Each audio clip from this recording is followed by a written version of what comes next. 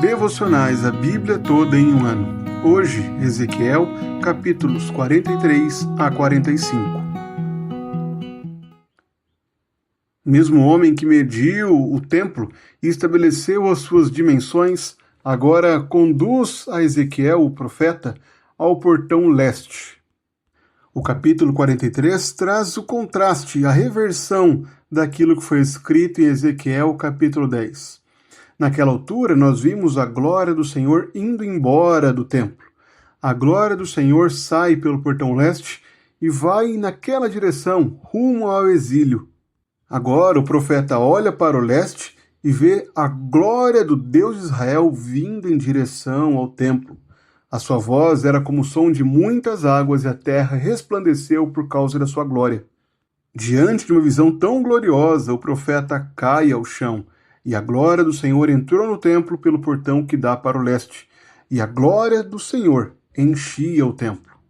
Do interior do templo, o profeta ouvia a voz que dizia: Filho do homem, este é o lugar do meu trono, e o lugar das plantas dos meus pés, onde habitarei no meio dos filhos de Israel para sempre. Nunca mais a casa de Israel contaminará o meu santo nome, nem eles nem os seus reis, com as suas prostituições e com o cadáver dos seus reis nos seus lugares altos.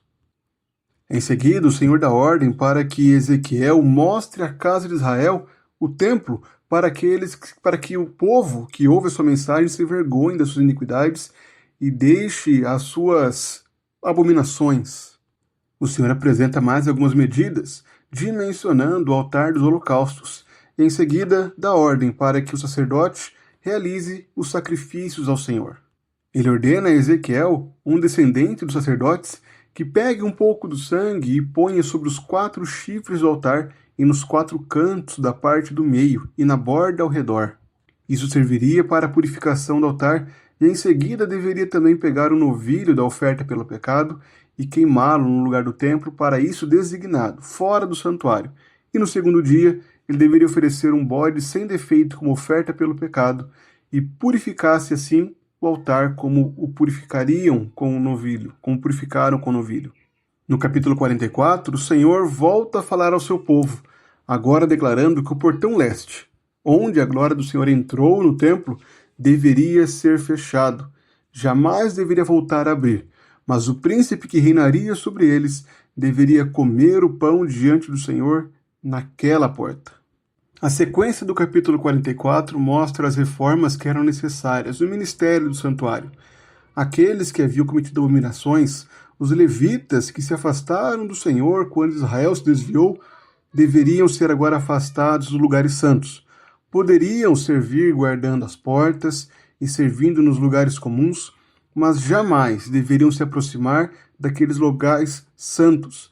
Não deveriam tocar nas coisas sagradas, e nem nas que são santíssimas, mas levarão a vergonha do seu pecado sobre si e as abominações que haviam cometido.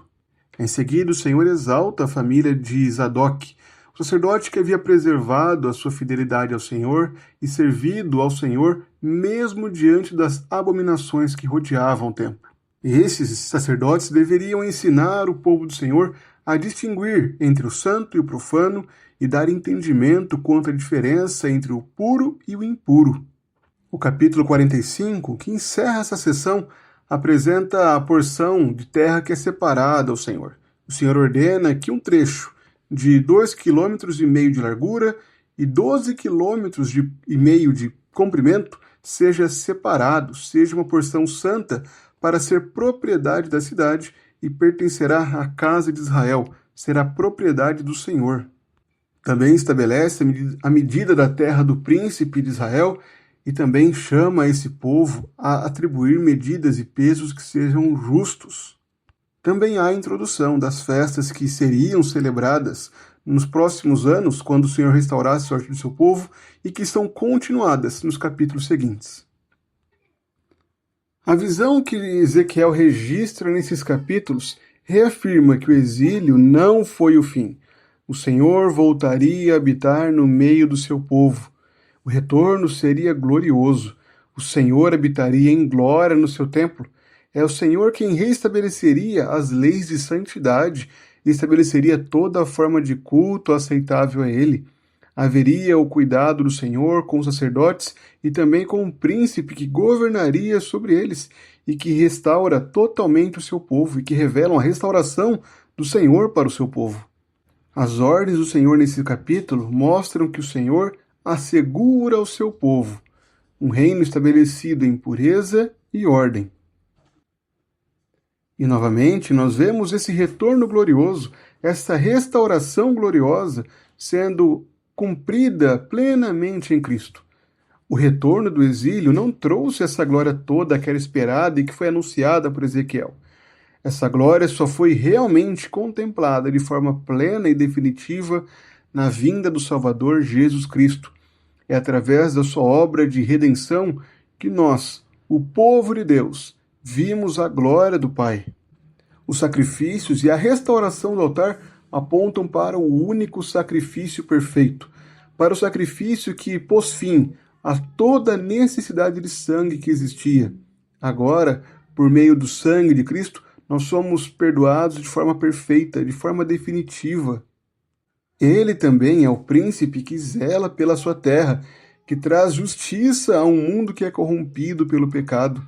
É por meio da obra de Cristo, o nosso Rei, que nos guia, nos defende e que nos dá as suas ordens, que nós somos conformados para vivermos em justiça diante de Deus. O texto apresenta a habitação de Deus no meio do seu povo. E nós, que agora somos a habitação do Senhor, devemos viver de modo justo, devemos viver de forma a testemunhar daquele que habita em nós.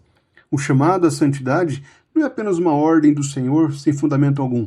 Ela é fundamentada justamente na habitação dele em nós. Nós agora levamos o seu nome e devemos ser fiéis testemunhas dele. Não podemos tomar o nome de Deus em vão ao vivermos em pecado. Sendo nós agora a habitação de Deus, devemos honrá-lo com a nossa vida, testemunhando de Cristo, o reverenciando como aquele que concedeu a nossa salvação por meio do sacrifício perfeito de Cristo Jesus. Que a nossa vida seja sempre para a glória de Deus.